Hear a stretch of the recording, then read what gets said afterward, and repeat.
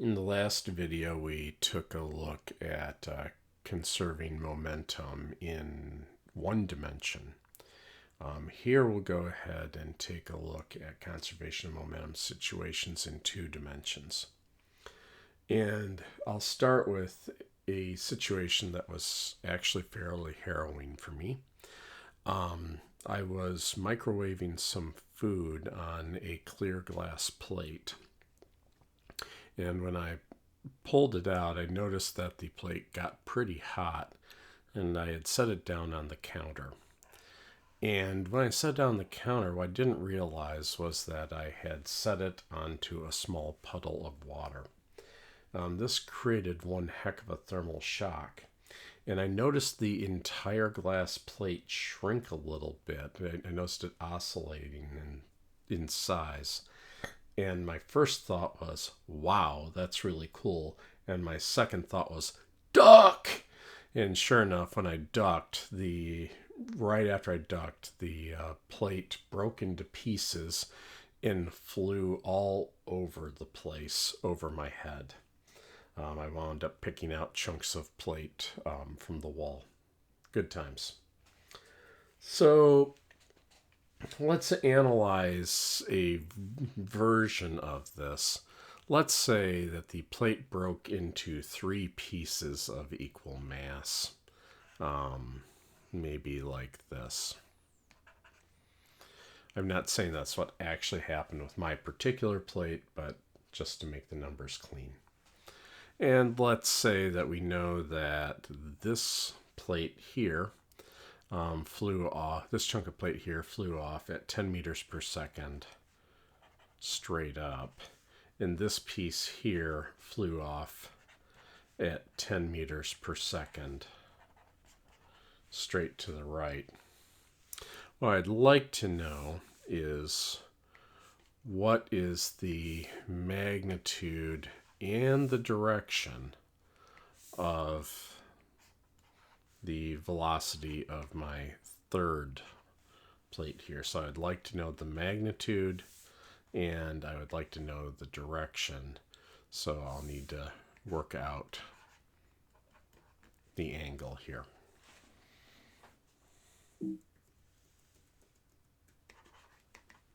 There. Well, the only forces that were acting on the plate that were external to the plate, so we're making our plate the system here, were the force of gravity pulling the plate straight into the screen and the normal force pushing the plate straight out of the screen. These two forces cancel, which means the net force on the plate is zero, so we can treat the plate as isolated. Since we can treat it as isolated, we can then demand that the total momentum after the explosion, a physicist would consider if you end up with more objects than you started with, that's an explosion.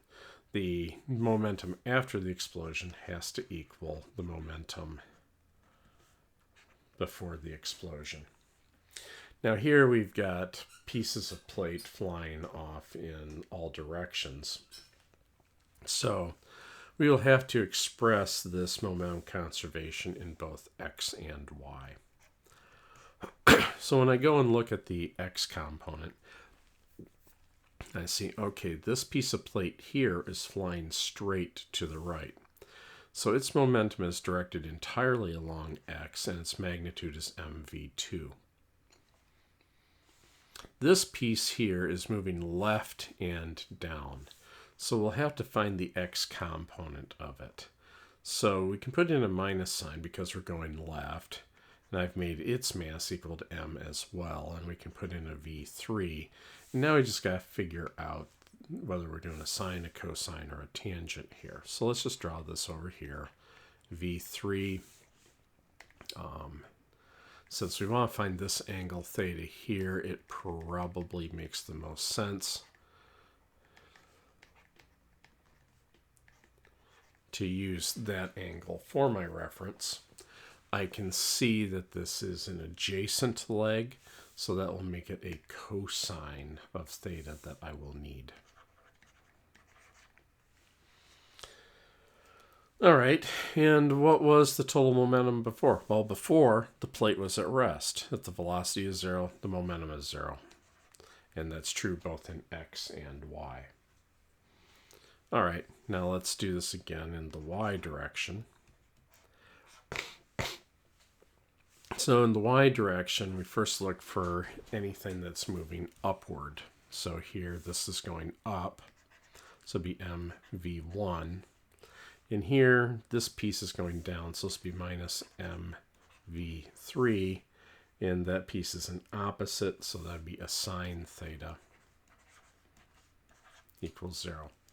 Now you'll notice here that I'm doing things a little differently than I do in one dimension. In one dimension, I would have used plus signs for all the momenta and handled the directions when we substituted in the numerical values. What I find is that in two dimensions, usually you've already got a pretty good idea of the directions, and it will make more sense for you to already assign the signs by hand. So I do implicit signs in one dimension, and I do explicit signs in two dimensions. All right. So let's go ahead and see what we can do with this. First off, we can divide everything through by m in both equations. So m, and of course 0 over m is just going to give me m. Same thing here, and dividing by m there. 0 over m again just gives me 0. All right, so we want to find v3 and we want to find the angle. In this case here, I think it's going to actually be easiest to find the angle first. And what we can do is just express this as v3 sine theta equals v1.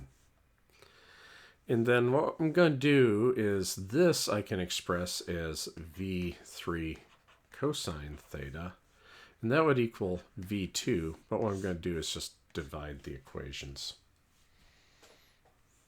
So what that does is it cancels the v3's and leaves me with a tangent. So I have the tangent of theta is equal to v1 over v2, or theta will be the arctangent of v1 over v2. Here, both of those are 10 meters per second. And good thing here, the units cancel. Remember, whenever you are taking trig functions of things, the argument better not have any physical dimension, because otherwise it'll make no sense. So we got that the angle is 45 degrees. Super. Now that we got that the angle is 45 degrees, we can pick either of these to get my v3. So I'll use this one. So that one gave me v3 sine theta equals v1. So v3 will be equal to v1 over sine of theta. So that will be 10 meters per second over the sine of 45 degrees. And that will give me 14 meters per second. So that's how you treat an explosion. An explosion just means you end up with more pieces than you started. But again, you just add up the momenta of all the pieces before and all the pieces after and balance. And again, when working in two dimensions, unlike one dimension, in one dimension, it's usually easiest to put plus signs in front of all the momenta and handle the directions at number substitution time. In two dimensions, it's usually easier to explicitly keep track of all the signs yourself.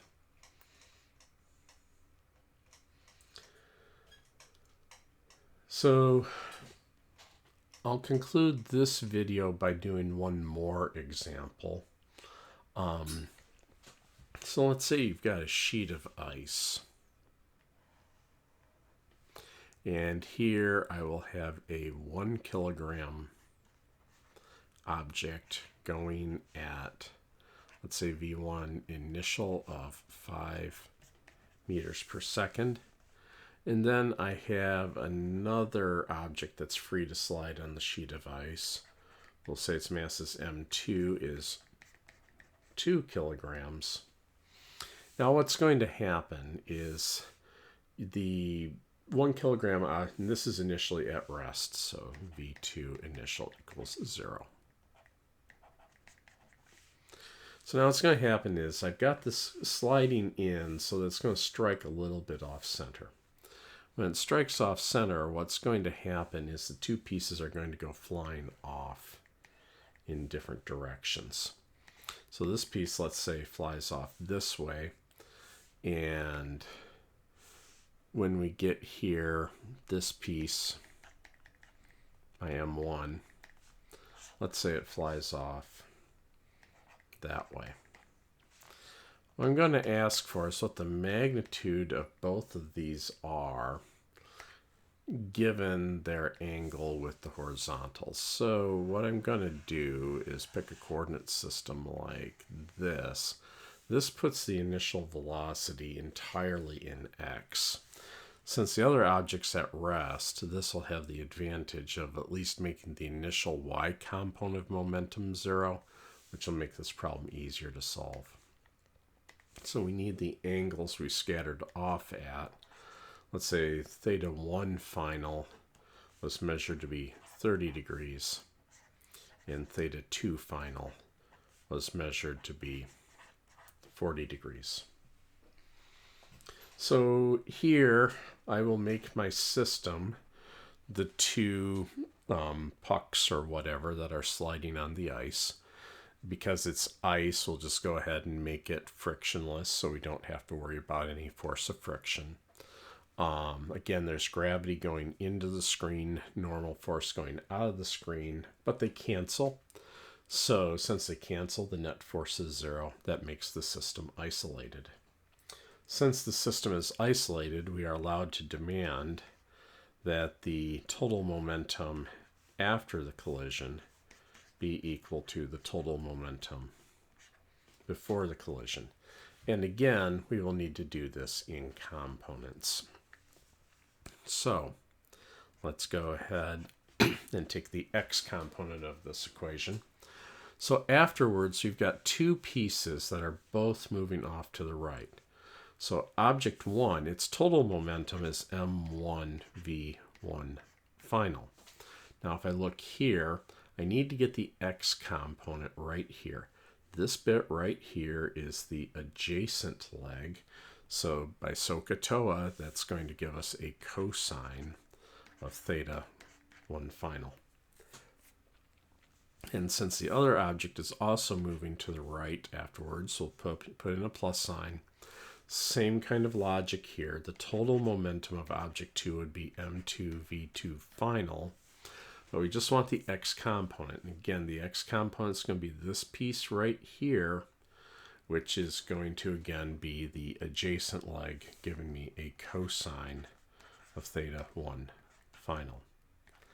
Now, initially, all we have is m1 v1 initial. We don't have to take any components because it's directed entirely along the x-axis. M2 was not moving initially, so it does not contribute to the total momentum. So in a situation like this, when you're striking a stationary object, almost always you want to rig it up so that your x-axis is aligned in the initial direction of motion. We'll see that this makes the y equation much more straightforward to handle. So let's write the y equation. Again, afterwards, the m1 is flying upward-ish, so that'll give me a positive y component momentum, m1 v1 final. And here I need this piece right here, which that's going to be an opposite, so that would be sine theta 1 final. And then The only other piece we have after the collision is this piece here.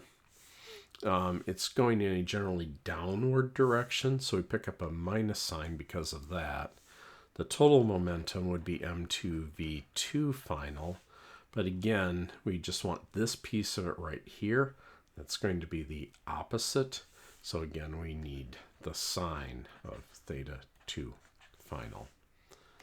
And sorry about that right there. All right, now what about the y component of the momentum initially? We already know m2 isn't moving, so that's 0. But here, because we set the x-axis to go along the direction of motion of the one thing that was moving, this has no up and down component at all. So that means the initial y component of momentum is 0. Okay. And although what is going to go ahead is a pretty tough slug of algebra, I'll make it very clear that for the moment we're done with the physics. We've set up our expression for momentum conservation. And we're just having to do some algebra. The algebra is going to get a little yucky. Not too much you can do about it, but fortunately by having chosen the x-axis to line up with v1 initial, it'll make it a little less awful. So we will start with the y equation of motion. The strategy I'm going to have is I'm going to formally solve the y equation of motion for v2 final, and I'm going to stick that solution into the x equation. So let's go to it. So m2 v2 final sine theta 2 final equals m1 v1 final sine theta 1 final. So my v2 final will be equal to, divide through by m2, gives me an m1 over m2, v1 final, divide through by sine theta 2 final, gives me sine theta 1 final over sine theta 2 final. And just as a quick aside here, you may feel tempted to insert numbers here. I beg you don't. It may look like it cleans things up, but it would actually complicate things even more than what this horrendous mess is already going to be. So anyway, let's go ahead and take my formal solution for v2 final and stick it in here. So now this will give me an equation in v1 final. And it's not going to be terribly pretty, but here we go. So we'll start by just writing the equation. So we've got, m1 v1 final cosine theta 1 final plus m2 from here. Now I need to put all of this in for v2 final. And then remember there's still a cosine theta 2 final waiting for me at the end. So v2 final is m1 over m2 v1 final sine theta 1 final sine theta 2 final. Now I still have this cosine theta 2 final here equals m1 v1 initial. And this is why I was begging you to not stick numbers in right away. These m2s cancel. With those m2s canceling, now look at this. All of these m1s drop out, cancel out from each term. That saves us a lot of grief right there. So now we can go ahead and collect some terms. So there's a v1 final in both of these. Since we're solving for it, we need to group it out. So we pull out a v1 final. This term gives me a cosine theta 1 final. All right, this is still a bit of a mess here, but we can clean it up very slightly. I'm going to write this sine theta 1 final here. But then here I'll have a cosine theta 2 final in the numerator and a sine theta 2 final in the denominator. And if we remember our trig identities a little bit, cosine over sine is cotangent. So just to make it slightly easier to write, I'm writing cotangent of theta 2 final there. And this equals V1 initial. So now all that's left to do is divide by everything in the parentheses, and we'll have our V1 final. So V1 final equals V1 initial over cosine of theta 1 final plus sine theta 1 final cotangent theta 2 final. All right, and now we can stick in the numbers. So this will give me 5 meters per second over the cosine of 30 plus the sine of 30 degrees times the cotangent of 40 degrees. Run that through your calculator. You get 3.42 meters per second. And you look at that and say, well, does that make some sense at least? And the answer is yeah. You know from your common sense it needs to be more than 0 and less than 5. So at least there's that. All right. Now that we've got our V1 final, we can go back to what we had formerly solved to get my V2 final. In fact, I am just going to copy and paste it.